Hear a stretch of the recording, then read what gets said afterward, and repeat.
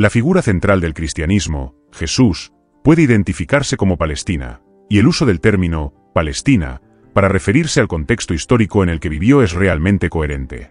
Esto se debe al hecho de que, durante la época de Jesús, la región era conocida como Palestina, nombre que hace referencia a una zona geográfica que abarca partes de lo que hoy conocemos como Israel, Jordania y los territorios palestinos. Palestina, en este contexto histórico, era una provincia del Imperio Romano y tenía una cultura y un pueblo diversos. Por lo tanto, al hablar de acontecimientos y personajes de aquella época, el uso de la palabra Palestina es válido y apropiado, teniendo en cuenta que representa la identificación geográfica e histórica de quienes habitaban la región. Además, la palabra ayuda a contextualizar las interacciones culturales y sociales que tuvieron lugar, así como a reflejar la identidad de los pueblos que allí vivían. De este modo, podemos decir que la palabra Palestina no solo encaja, sino que ofrece una comprensión más rica del entorno en el que existieron Jesús y sus contemporáneos. Si la respuesta es afirmativa, ¿cuál era el significado de esta palabra en tiempos pasados? El significado actual de la palabra Palestina es diferente del que solía representar. El término, que hoy se asocia a una región geográfica y a un contexto político concreto, conlleva un conjunto de implicaciones históricas y sociales que se han desarrollado a lo largo del tiempo. De este modo, la Palestina contemporánea no solo se refiere a una zona concreta de Oriente Próximo, sino también a una identidad nacional y a un conflicto complejo y prolongado que implica cuestiones de territorialidad, pertenencia y derechos humanos. Por lo tanto, es esencial tener en cuenta estos matices a la hora de reflexionar sobre el significado de Palestina en diferentes épocas. Jesús vino al mundo en una región que estaba bajo la influencia y el control del Imperio Romano. ¿Es así? El territorio en cuestión comenzó a ser influenciado y dominado por el Imperio Romano en un periodo bastante significativo de la historia antigua. Esto ocurrió, en general, a partir del momento en que las conquistas romanas se expandieron, dando lugar a la anexión de diversas regiones al imperio, lo que trajo consigo una organización administrativa y cultural que dio forma a los lugares que conquistó. La dominación romana se prolongó durante muchos siglos, aportando profundas transformaciones a la cultura, la economía y la política de la región. Sin embargo, este dominio comenzó a declinar y, finalmente, el territorio dejó de estar bajo control romano en un periodo de crisis e invasiones, concretamente a finales del siglo IV y en la transición al V, cuando se produjo la fragmentación del Imperio Romano, que llevó a la pérdida de control sobre diversos territorios. Fue en este contexto de inestabilidad cuando la influencia romana se extinguió, permitiendo el surgimiento de nuevos reinos y culturas en la región. Por lo tanto, nuestra intención será responder a esta pregunta a lo largo del tiempo, abarcando el tema de forma cronológica, ¿no es así? Desde el siglo anterior al nacimiento de Cristo hasta casi nuestros días, ha habido un intenso debate sobre el origen de Jesús y la cuestión de si se le puede considerar palestino.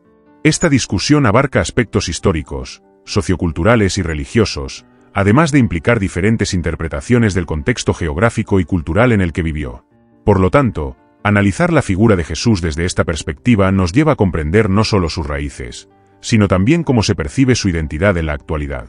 Para iniciar esta conversación, podemos remontarnos a los antiguos reinos de Judá e Israel, que están presentes en la Biblia, por ejemplo, y también en otros documentos, que eran reinos diferentes, cada uno con su propio gobernante, su propia política exterior, sus alianzas, etc., y uno de estos reinos, que era el de Judá, que era el de Israel, tenía su propio gobierno, su política exterior, sus alianzas, etc., y uno de estos reinos, que era el de Israel, tenía un gobierno propio, pero no tenía un gobierno propio, pero sí tenía un gobierno propio, que era el de Judá.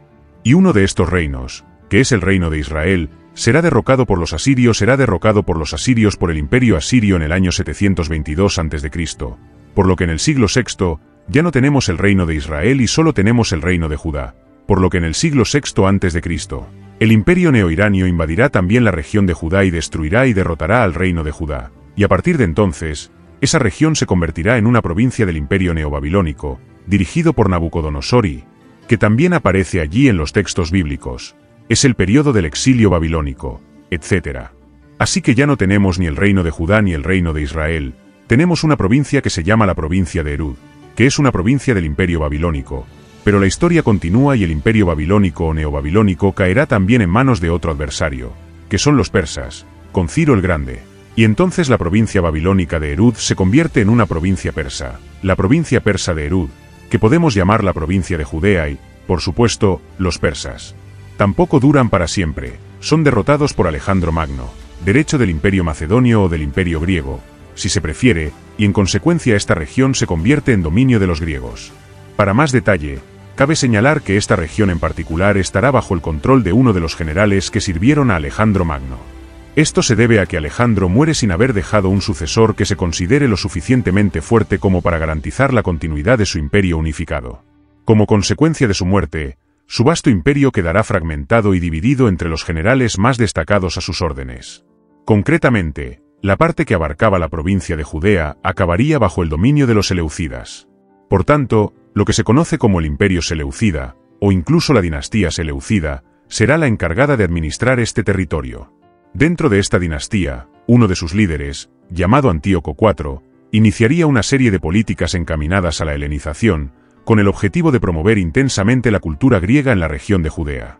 Sin embargo, este intento de imposición cultural encontrará una fuerte resistencia por parte de diversos grupos de judíos residentes en la zona, que no aceptarán pasivamente la influencia de la cultura griega impuesta por Antíoco IV.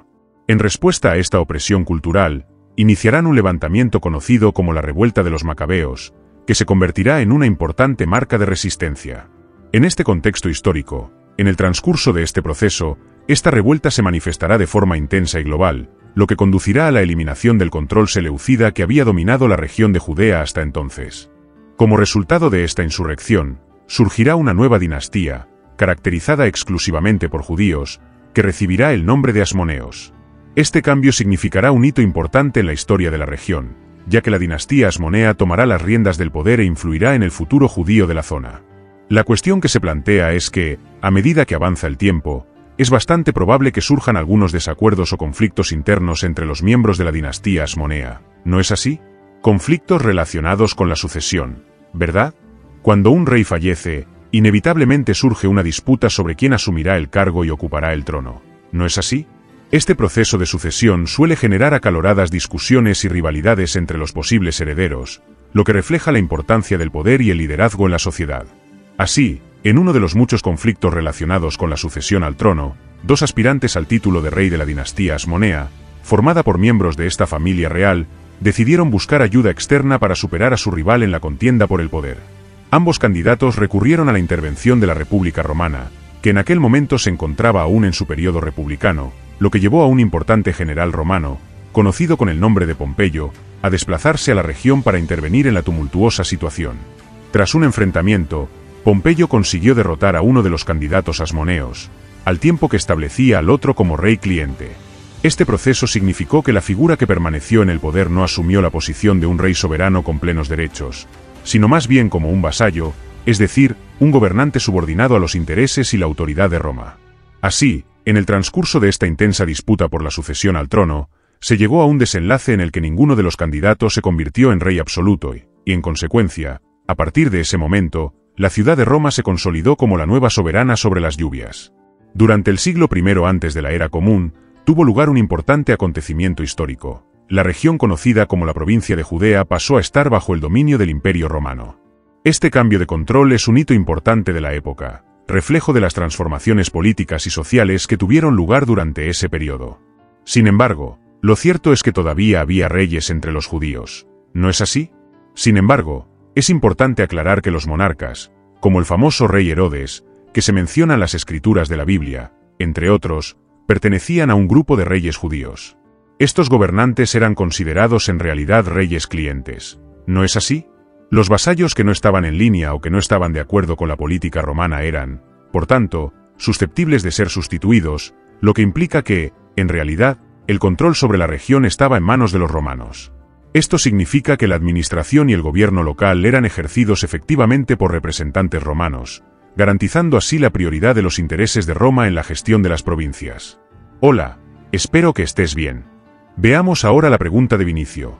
¿En qué momento la ciudad de Roma, que había ejercido su poderosa influencia y dominio durante tanto tiempo, perdió este poder sobre la región en cuestión? Lo que ocurre es que, en determinados momentos de la historia, Roma pierde temporalmente el control sobre la región en cuestión, pero estos episodios de falta de control tienen lugar durante un periodo de tiempo relativamente corto, causados principalmente por revueltas e insurrecciones locales. Un ejemplo significativo de estas revueltas es la famosa revuelta de Bar Kokhba, que tuvo lugar durante la época en la que surgió una figura mesiánica en el siglo VI después de Cristo, consiguiendo destronar el poder romano y establecer un gobierno judío, incluyendo un estado soberano, que duró aproximadamente 3 años. Sin embargo, esta situación de autonomía no duró, ya que Roma consiguió retomar la región bajo el mando del emperador Adriano. Es importante recordar este contexto, ya que más adelante abordaremos la cuestión del nombre Palestina. Aquí, hay una idea que vamos a discutir, cuestionando su validez: la noción de que Adriano cambió el nombre de la zona que anteriormente se había llamado Judea por el de Siria-Palestina. A partir de ese momento, la región comenzó a ser reconocida como Palestina. Pronto tendremos ocasión de confirmar la veracidad de esta afirmación, pero antes de profundizar en la cuestión, es importante señalar que durante el periodo en que gobernó Adriano, Roma tomó la iniciativa de retomar el control de la región tras derrotar la revuelta de Bar Kokhba. Este dominio se mantuvo durante mucho tiempo, prolongándose durante muchos siglos después de este acontecimiento. Sin embargo, hacia finales del siglo IV, el panorama político cambió drásticamente al comenzar a fragmentarse el gran imperio romano, acontecimiento que marcó el fin de una era y el comienzo de una nueva dinámica geopolítica. Fue entonces cuando el Imperio Romano se dividió oficialmente en dos partes bien diferenciadas: el Imperio Romano de Occidente y el Imperio Romano de Oriente. Es importante destacar que durante el siglo V, el Imperio Romano de Occidente se enfrentó a un importante colapso y acabó sucumbiendo. La datación convencionalmente aceptada para este acontecimiento histórico es el año 476 después de Cristo, pero es importante destacar que este proceso de determinación de fechas es bastante complejo y no es una tarea sencilla, y existe una gran dificultad para establecer una fecha exacta con precisión. Sin embargo, independientemente de otras consideraciones, el Imperio Romano de Occidente se desintegró inevitablemente, mientras que el Imperio Romano de Oriente, que más tarde pasó a denominarse Imperio Bizantino, consiguió mantenerse en funcionamiento durante un periodo más largo. Cabe señalar que era precisamente esta porción oriental del antiguo Imperio Romano la que tenía el control sobre la zona de Judea, que también se conoce como la región de Palestina. Además, cuando el Imperio Romano de Oriente pierda esta autoridad sobre la zona mencionada, será debido a la expansión del Islam. Es decir, el Islam comienza a extenderse por la península arábiga, siendo su crecimiento especialmente significativo en el siglo VI después de Cristo. Durante su viaje, tendrá la oportunidad de enfrentarse al Imperio Bizantino, una de las grandes potencias de la época, y triunfará sobre los bizantinos en varios enfrentamientos bélicos. Como resultado de estas victorias, logrará establecer su dominio sobre la región, hazaña que tendrá lugar en el año 636 de la era cristiana. Cristo es una figura central de enorme importancia en la religión cristiana, venerado como Hijo de Dios y Salvador de la humanidad. Su vida, sus enseñanzas y su muerte en la cruz son fundamentales para los principios del cristianismo, que predica valores como el amor, el perdón y la búsqueda de la fe. Además, Cristo es considerado el Mesías por muchas tradiciones religiosas y desempeña un papel crucial en la espiritualidad y las prácticas religiosas devotas de las comunidades que siguen sus enseñanzas. Su resurrección y la esperanza que representa son también pilares de la creencia de millones de personas en todo el mundo. Más en detalle, el califato denominado ortodoxo se encargará de tomar el control de la región en cuestión, sustrayéndola a las garras del Imperio Bizantino, que hasta entonces la dominaba. Posteriormente, una sucesión de otros califatos también lograron establecer su control sobre la zona. Tras este periodo, los mamelucos, una poderosa clase militar, tomaron el mando de la región. Luego llegó el turno de los turcos otomanos, que se alzaron con el poder y se hicieron con el control de la región, continuando con la inestabilidad y los cambios políticos que han caracterizado a este territorio a lo largo de la historia. Posteriormente, el Imperio Turco Otomano comenzó a ejercer su dominio sobre la región, y cuando fue derrotado en la Primera Guerra Mundial, el control pasó a manos británicas. Más tarde, en 1947, la Organización de las Naciones Unidas, ONU, propuso un plan para dividir el territorio de Palestina, sugiriendo que la zona se dividiera en dos partes, una para los árabes y otra para los judíos. A partir de ese momento, se desencadenó una secuencia de conflictos locales que, sin duda, contó con una importante participación de actores internacionales a lo largo de todo el proceso. Así llegamos al complejo y conflictivo contexto que hoy conocemos. ¿No es así? Entonces, para resumir brevemente lo que hemos discutido hasta ahora, y teniendo en cuenta la pregunta planteada por Vinicius, es importante señalar que Roma, de hecho, pierde su influencia y dominio sobre la zona histórica conocida como Palestina, y aquí vale la pena reflexionar sobre si usar comillas o no cuando los bizantinos son derrotados por el califato ortodoxo, que se considera el primer califato surgido después de la muerte del profeta Mahoma, que en consecuencia toma el control de esa región. Ahora podemos pasar a la siguiente parte del vídeo, en la que debatiremos la cuestión de si debemos o no utilizar comillas al referirnos a Palestina.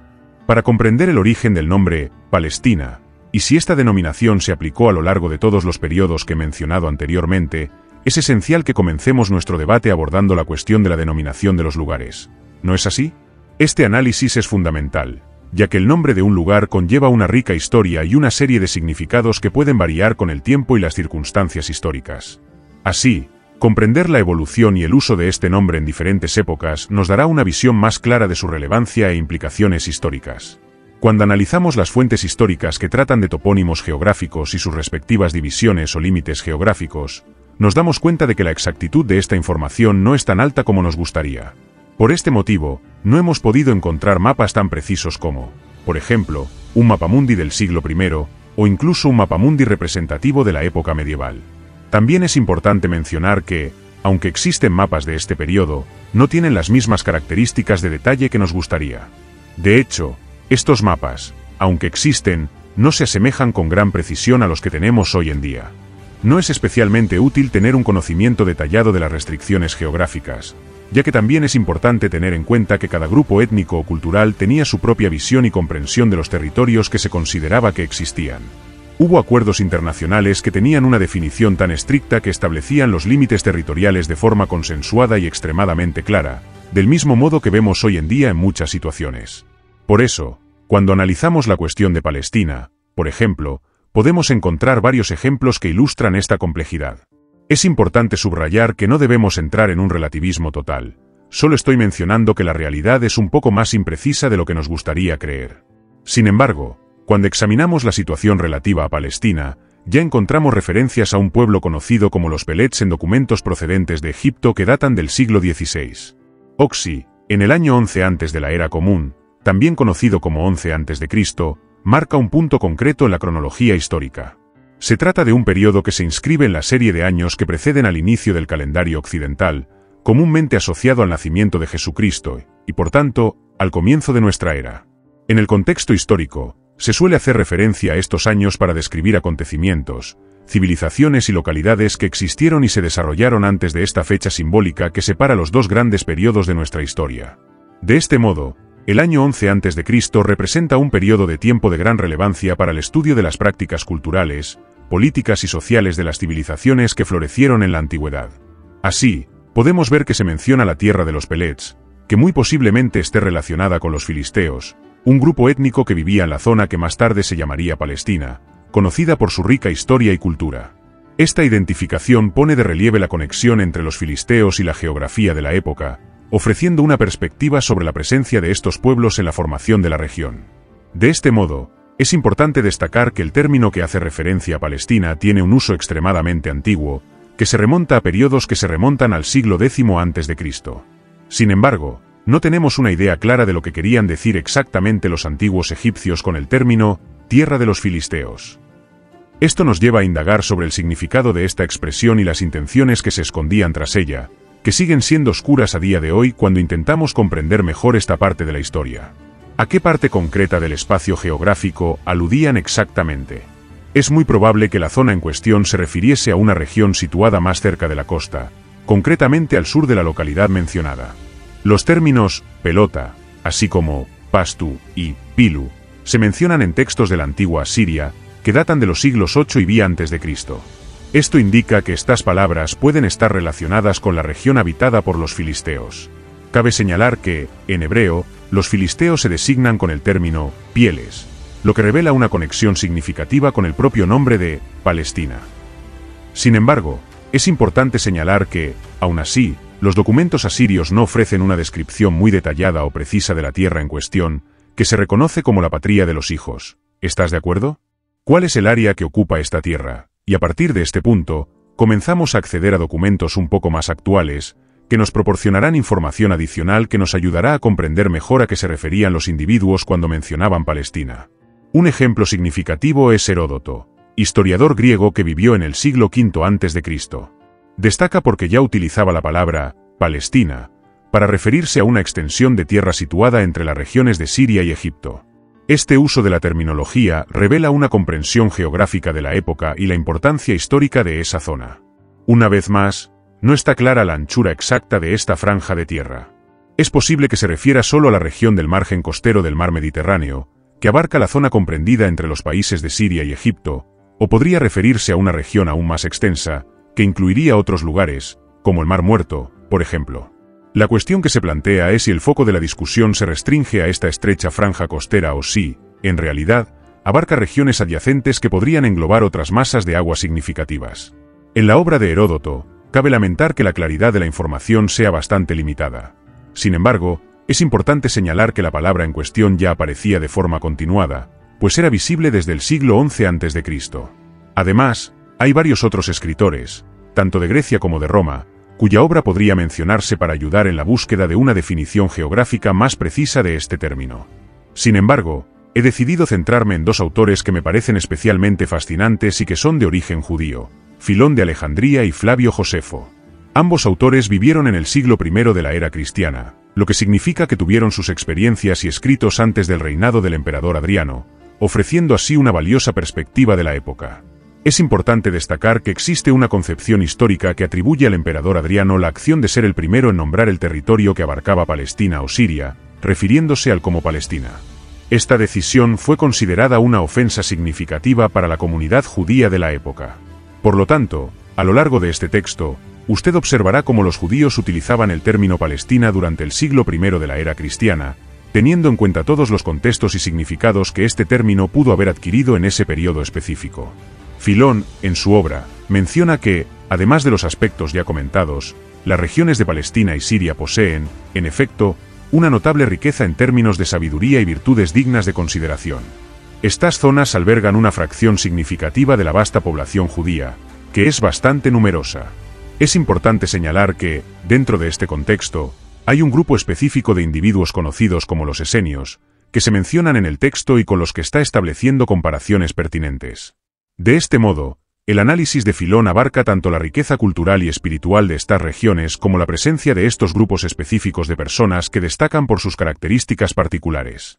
Y está poniendo a los judíos en pie de igualdad, como mínimo, o tal vez incluso superior a la cultura de los griegos y los egipcios, y luego dice que en Palestina también hay sabiduría y virtud, y destaca a un pueblo concreto, los esenios, que son judíos que habitaban este territorio de Siria y Palestina, y los textos antiguos sitúan generalmente a los esenios. Plinio el Viejo, por ejemplo, sitúa a los esenios en torno al Mar Muerto, así que no estamos hablando de una estrecha franja allí en el Mediterráneo, sino que estamos hablando de una franja más amplia de tierra entre Siria y Egipto. Y Filón también dice lo siguiente en otro texto, que más de 4.000 esenios viven en Palestina y Siria, más precisamente en muchas ciudades de Judea, en muchos pueblos y agrupados en grandes sociedades con muchos miembros. Así que Filón está situando Judea, las ciudades de Judea dentro de un territorio más amplio, que es el territorio de Siria y Palestina. Si tienes alguna duda sobre esta interpretación que acabo de hacer aquí, podemos consultar otro texto sobre la vida de Moisés, en el que Filón dice lo siguiente: Moisés está hablando del Éxodo. Moisés condujo a su pueblo como colonia a Fenicia y a Siria y Palestina, que en aquella época se llamaba la tierra de los cananeos, cuyas fronteras estaban a 3 días de viaje desde Egipto. De hecho, Siria se refiere a un país situado en Oriente Próximo, que limita al norte con Turquía, al este con Irak, al sur con Jordania y al oeste con Líbano y el mar Mediterráneo. Por lo tanto, no puede decirse que Siria sea solo la parte septentrional de Siria, ya que el término abarca todo el territorio sirio en su conjunto. Así, al tratar el tema del Éxodo, Filón menciona que Moisés condujo al pueblo en su viaje a la región conocida como Fenicia, pasando por la ciudad llamada Celí y hasta Palestina. Josefo escribió varios libros, entre ellos un libro llamado Antigüedades de los Judíos o Antigüedades Judías, un libro que habla de toda la historia de los judíos, desde Adán hasta los días de Flavio Josefo, y termina este libro con las siguientes palabras: estas antigüedades contienen lo que nos ha sido dado, transmitido desde la creación original del hombre hasta el año 12 del reinado de Nerón, respecto a lo que nos sucedió a los judíos, tanto en Egipto como en Siria y Palestina, y el ámbito geográfico analizado por Flavio Josefo en la antigüedad de los judíos, que obviamente incluye la región de Judea, incluye la región de los antiguos reinos de Judá e Israel, él coloca a Egipto, Siria y Palestina en este ámbito, por lo que una vez más vemos el término Palestina siendo utilizado para referirse a una macrorregión que abarca Judea. Y otra cita más de Josefo. Pero hay un momento interesante cuando dice lo siguiente: ni Heródoto de Alicarnaso, que es nuestro historiador griego del siglo V del que ya hemos hablado, ni Heródoto de Alicarnaso desconocía nuestra nación, los judíos, pero menciona su nación de esta manera: Así que, por eso Heródoto dice que los sirios que están en Palestina están circuncidados y luego Josefo comenta este pasaje de Heródoto diciendo, pero no hay habitantes de Palestina que estén circuncidados excepto los judíos, por lo que debe ser su conocimiento de ellos lo que le permitió hablar tanto de ellos, ¿verdad? Es esencial considerar que la comprensión que poseen los judíos puede haber sido la razón que permitió a José expresarse sobre los sirios que habitan la región de Palestina. Estos individuos, de hecho, corresponden a la identificación de los propios judíos, incluidos los que viven en Judea, que es una parte importante de este contexto. Volvamos a la idea de que Adriano, el emperador romano, es a menudo mencionado como el pionero que dio nombre a la región de Palestina, utilizando la denominación Siria-Palestina. Esta acción se habría llevado a cabo como una forma de provocación o desprecio hacia el pueblo judío. Se suele decir que, tras reprimir la revuelta judía, cambió el nombre de la provincia de Judea por el de Siria-Palestina, con la intención de romper la conexión entre la tierra y su pueblo, es decir, disociar la tierra tradicionalmente judía de su identidad judía inherente. Hay dos ejemplos que ilustran este punto. Flavio Josefo y Filón, ambos mencionados, utilizan la palabra Palestina de forma totalmente relajada y sin pudor alguno, para designar una vasta macrorregión que incluye la zona de Judea. Además de utilizar la terminología Palestina, a menudo emplean esta misma palabra junto con el término Siria, reafirmando la conexión entre estas designaciones geográficas sin vacilación alguna. El territorio conocido como Judea se incluye en este análisis, y cabe destacar que el uso de este término ya era una práctica común en la época. Por lo tanto, el emperador Adriano no estaba creando un término nuevo u original. Además, si de hecho cambió el nombre, investigaremos también la posibilidad de un cambio de denominación. Por ejemplo, si hubiera optado por sustituir el nombre de Judea por el de Siria, esta elección estaría en realidad en consonancia con un nombre que ya utilizaban los judíos de la época. Así pues, no veo ninguna razón para interpretar este cambio de nombre, que supuestamente tuvo lugar, como una forma de falta de respeto o de ofensa. ¿Y por qué menciono un cambio que se presume cierto en esta situación? En realidad, podemos afirmar que no poseemos en absoluto ningún documento o registro histórico que demuestre que Adriano cambió el nombre de Judea por el de Siria-Palestina con la intención de ofender o faltar al respeto al pueblo judío. Es más, ni siquiera estamos seguros de que Adriano fuera el responsable de este cambio en el nombre de la provincia, ni de que este cambio de nomenclatura se produjera realmente. Lo que sí podemos constatar es que la expresión Palestina-Siria aparece con mucha más frecuencia en los periodos posteriores a la administración de Adriano, en comparación con su aparición en los tiempos que la precedieron. En la antigua Palestina y Judea, que siguieron utilizándose como denominaciones geográficas incluso después de la época del emperador Adriano, podemos ver que diversos autores, muchos de los cuales eran cristianos, se referían a estas regiones. Un ejemplo notable es Epifanio de Salamina, un autor que vivió en un periodo que podemos identificar y que es importante para comprender esta nomenclatura.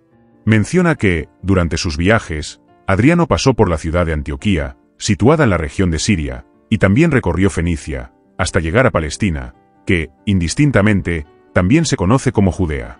Esto demuestra que tanto Palestina como Judea eran etiquetas ampliamente utilizadas y aceptadas. Merece la pena señalar que, en la antigüedad, la normalización y estandarización de los nombres geográficos eran prácticas mucho menos comunes en comparación con la actualidad, lo que significa que había más flexibilidad en el uso de distintas denominaciones para un mismo lugar. El fenómeno de que varias personas o grupos utilicen la misma nomenclatura para designar una región geográfica es, en realidad, un hecho bastante inusual, ¿verdad? Esta uniformidad en el uso de un nombre específico por diferentes individuos o comunidades en relación con un lugar concreto es algo que no vemos muy a menudo. Son muchos los individuos que utilizan nombres diferentes para referirse a una misma zona geográfica, y esto es aún más evidente en contextos específicos.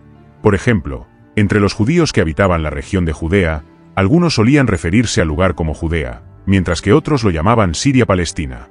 Además, había quienes consideraban Judea parte integrante de Siria-Palestina. Así que, al comienzo de esta sesión de vídeo, comentaba precisamente esta complejidad. La nomenclatura geográfica de la antigüedad presenta una notable imprecisión e inestabilidad, mucho mayor de lo que podríamos idealizar o desear. Soy consciente de que esta situación puede resultar desagradable para las personas que anhelan una certeza totalmente clara y definitiva en relación con el tema en cuestión. Como a ellos, a mí también me gustaría poder ofrecer esa claridad, pero la realidad no se presenta así, ni en términos positivos ni negativos. Así pues, para profundizar un poco más en la discusión sobre el uso del término Palestina, Y para que podamos considerar la cuestión de si Jesús podría ser considerado palestino, que es un concepto que genera debate, me gustaría presentar brevemente una serie de mapas. No pretendo describir cada uno de los mapas individualmente. De hecho, me limitaré a mostrarlos en la pantalla. De este modo, quienes estén interesados podrán hacer una pausa en la presentación más adelante para analizarlos adecuadamente. Estos mapas incluyen representaciones cartográficas de los siglos XV, XVI, X, XVI de nuevo, XIX y XX, tanto antes como después de la partición de Palestina. La división territorial de Palestina, que designa como Palestina todo el espacio comprendido entre Siria y Egipto, es un tema que se remonta a bastante tiempo atrás en la historia. Esta nomenclatura suele ir acompañada de representaciones cartográficas que ilustran Palestina como la tierra prometida, lo que refuerza la idea de su importancia histórica y cultural. Así pues, a lo largo de los siglos se ha convenido en llamar Palestina a esta vasta zona geográfica que alberga una diversidad de pueblos, culturas y tradiciones. Esta región no se limita a un único grupo, sino que abarca una variedad de reinos, estados y provincias que coexisten y comparten esta identidad geográfica común, reflejando así la complejidad y riqueza de su polifacética historia. Palestina es una extensa zona geográfica que, a lo largo de la historia, se ha llamado así durante innumerables generaciones, y se llamó así durante muchos siglos, tanto antes como después de que viviera el emperador Adriano. Para ilustrar este punto, una vez produje un vídeo sobre el tema, que creo que está disponible en el canal titulado Cortes. De hecho, mencioné que utilicé la expresión Palestina al hablar de la procedencia del arameo, que es una lengua semítica. Recientemente, alguien hizo un comentario que me llamó la atención. Cuestionaba el uso del término Palestina, dando a entender que la forma en que se utiliza hoy en día puede estar relacionada con algunos aspectos del contexto contemporáneo. Esta persona parece ignorar que el término Palestina se utiliza convencionalmente desde hace mucho tiempo, mucho antes incluso de que se planteara la configuración actual del conflicto entre Israel y Palestina. ¿No es así? Esta observación revela una falta de comprensión de la historia y el uso del término a lo largo del tiempo. Por lo tanto, es importante señalar que el término Palestina es ampliamente utilizado y reconocido en la narrativa histórica relacionada con las religiones, así como en la trayectoria del antiguo Oriente Próximo, y es una terminología que ha perdurado durante muchos siglos. Por lo tanto, en mi papel de historiador, tanto personal como profesional, no veo ningún impedimento en afirmar que Jesús puede ser considerado un santo, siempre y cuando tengamos claro el contexto en el que se hace esta afirmación. La afirmación de que Jesús no podía ser considerado palestino, y por tanto no judío, es en realidad incorrecta. Jesús era, de hecho, de origen judío y nació en la región histórica conocida como Palestina. Esta región abarcaba Judea y fue reconocida con el nombre de Palestina mucho antes de la era del emperador Adriano.